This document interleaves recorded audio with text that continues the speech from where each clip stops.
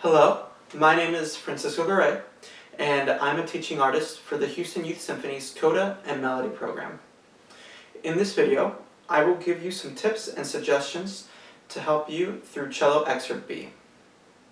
First, I would recommend listening to the piece while following along in the score. There are several great recordings on YouTube and a free score that can be found on imsop.org. When listening to the piece, I would focus on the style and phrasing of the excerpt. If you take a look at the words underneath the title of the movement Scherzo, you'll see the words allegro vivace, which translates to fast and lively. These are the words that Schubert chose to use for the tempo of the movement, but I believe will also help in describing the character of the movement as well. Now, the sound that I listen for in these passages is neither rustic nor light. The notes should have a full tone to them while following the staccato and marcato articulations. I would describe the sound as full and resonant. And the bow stroke that best captures this would be one that is in the lower half of the bow with a space between the notes, while maintaining a full tone.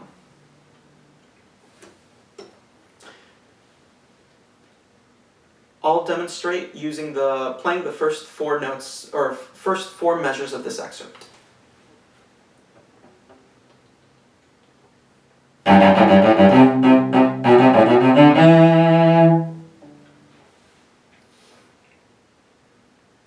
There are a few common rhythms that are repeated throughout this excerpt and are both found in the measures which I just played.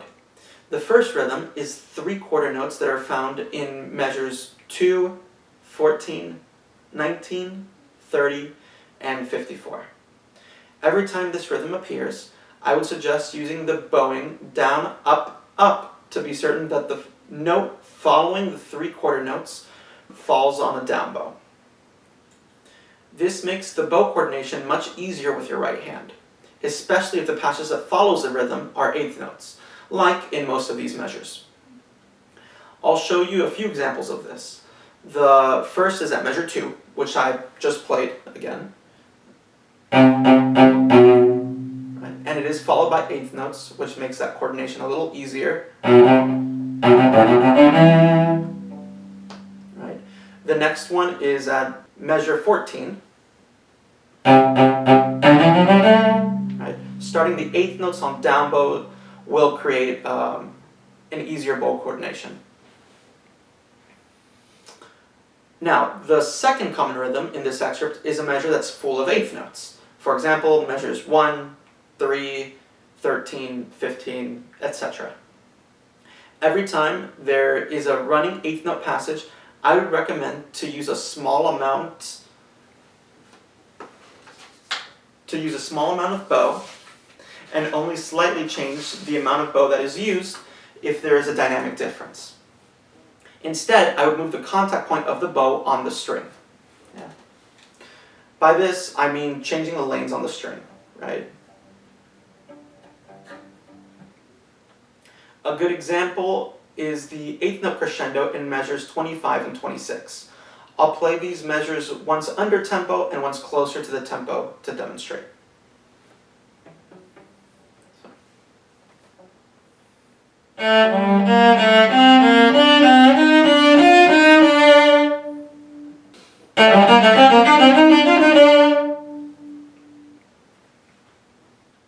As you can can see from what I just demonstrated, I used a minimal amount of bow on the eighth notes when they were in the piano dynamic. I only started to use more bow after I finished the first two notes of measure 25, so that I was past the initial string crossing in that measure. This allowed me to stay on one string while I changed from a slower bow speed to a faster one. Now, in measures 23 and 24, I would suggest using a faster bow on the accented notes to make those notes pop. Like before, I'll play this twice. Once under tempo and once closer to tempo.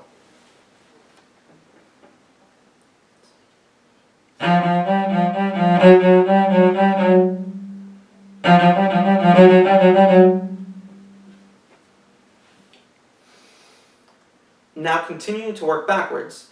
In measure 22, there are eighth notes with string crossings. I would suggest using the balance point of the bow to make the string crossings simpler. I find that playing string crossings at either extremity of the bow, the frog or the tip, is more challenging than playing them towards the middle or the balance point. You can test this out for yourself and see what you find easiest for you.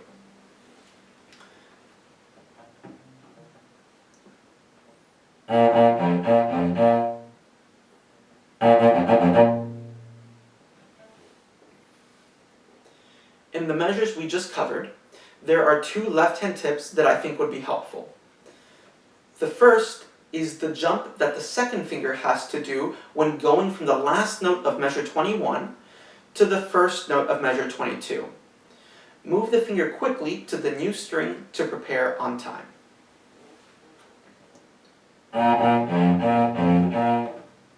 That one.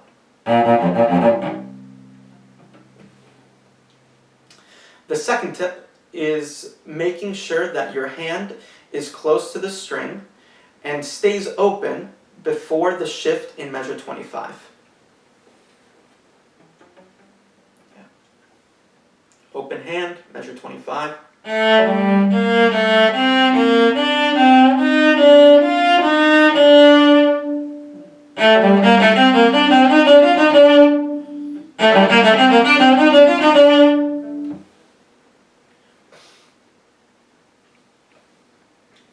The next challenging spot is 4 measures after A to measure 52. This is where you see the slurred notes. The first thing that I'd like to point out is the bowing in this section. The printed bowing in the part requires you to really map out the changes of speed in the bow. When looking at this section, you'll notice that the bow is split into either a 2-measure, 4-measure, or a 1-measure slur, with the exception at measure 37.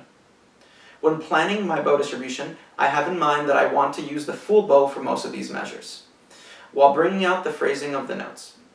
This means that the amount of bow from note to note may not be even, since there are notes that are more important than others. I'll play and talk through my thought process starting at measure 33.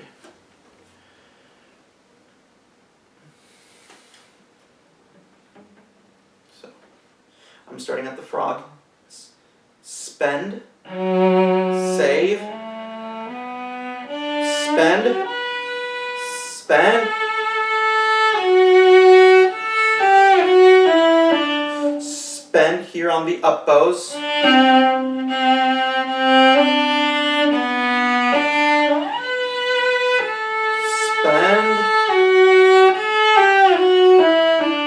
now you're at the tip.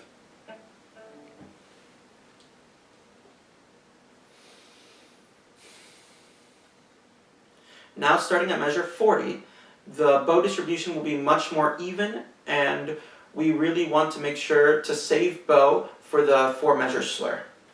I'll demonstrate the same way as before, starting at measure 40.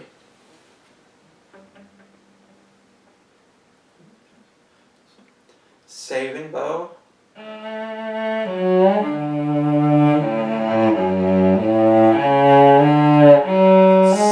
Spend.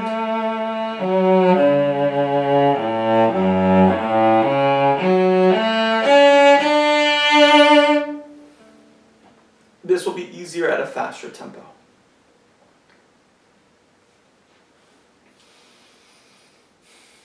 Another key element in this section of the music is vibrato. This entire section from measure 33 to 53 is quite melodic, and it makes a large difference when vibrato is used. I would recommend adding vibrato to all quarter and half notes. It is easiest to vibrate on notes when the left hand is balanced on the finger that is vibrating. A simple way to make this possible is to make sure that your elbow is giving the fingers access to the string at any time.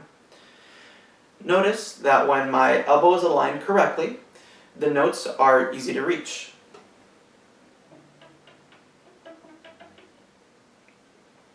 And if it's too far back, you have to do extra work to balance and vibrate.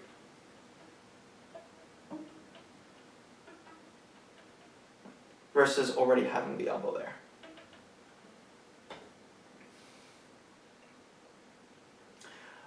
One of the last things that I would like to point out are a few markings in the music.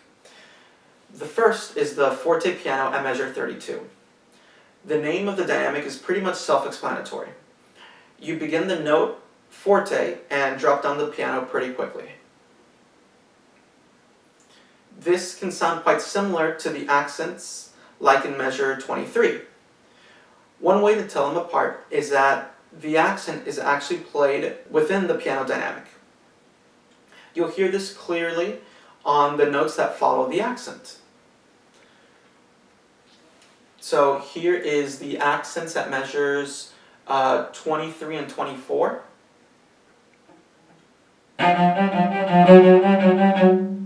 Right, still within the piano dynamic. And then the forte piano, I'm going to start at A, so a few measures before the forte piano.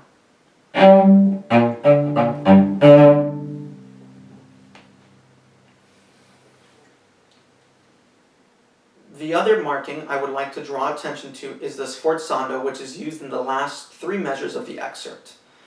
I think of the sforzando as an accent which you create with weight instead of bow speed, so that you can differentiate between the regular accents we just did in measures 23 and 24. I'll play both accents so you can compare and contrast the different sounds. Yeah. So the accents at 23 and 24, again. The forte piano. And then the sforzando.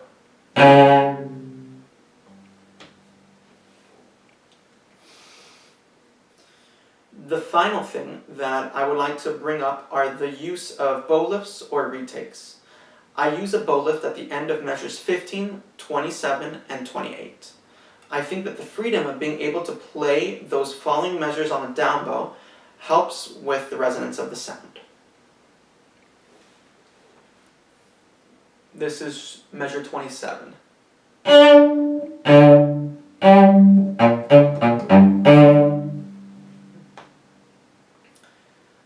Continue listening to the excerpt and happy practicing.